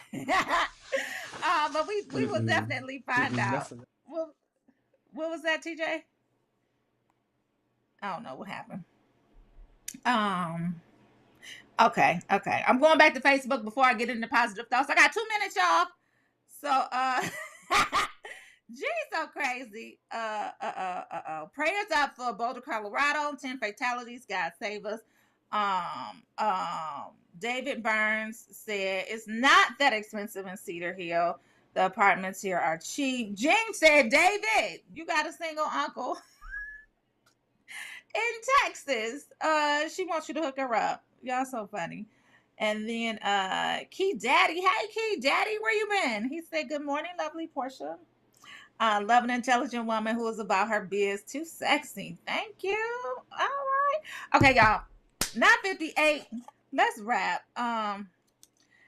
I told y'all we getting into positive thoughts. So I told y'all I got this neat little gift. And I still can't remember who got it for me. Dream cards. And so they're pop open cards. And you just pick one and pop it open. And this is the one that I picked today. And y'all not gonna believe it, because this is a resounding thing that we've been hearing for quite some time now. But follow your dreams, because they know the way. That is our positive thought of the day and our dream pop-up cards. Follow your dreams. They know the way. And that is by Kobe Yamada. Kobe Yamada. I had fun with y'all this morning. Thank y'all for hanging out with me. Okay? My coffee kicked in and I was good. Follow your dreams. Thank y'all for tuning in to the Rolling Out AM Wake Up Call. We appreciate you. Thank you to all of our guests. We will see y'all tomorrow. We're gonna get into some of our guests from our Sisters with Superpower. They're gonna be on tomorrow. We're gonna talk to them about some of the things that they're gonna be doing this weekend. But y'all tune in. I had fun. Thank y'all to everybody. Peace, y'all. We sending prayers up. Prayers up to Officer Eric Talley and his family, Boulder, Colorado. Y'all, let's keep them in our prayers. Have a great day, everyone. Thank you for tuning in. Iris Baker. D. Shields says she's praying from Colorado as well. David Burns, welcome. Welcome to the family. Come back. We're here every weekday from 8 a.m. until 10 a.m. Eastern. We'd love to have you and add you to our family. Hey, Daddy! Thank you for showing up. We appreciate you. Manny Jordan, thank you for my flowers today. I really needed them. Appreciate that.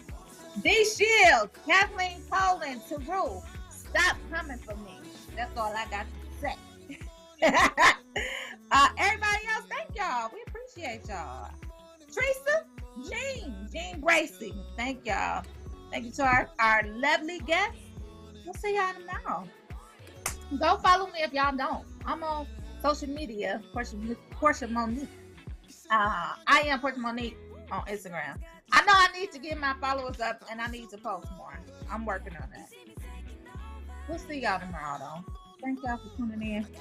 Make sure y'all go register for the book brunch too. Peace. I'm about to go learn to play. See y'all.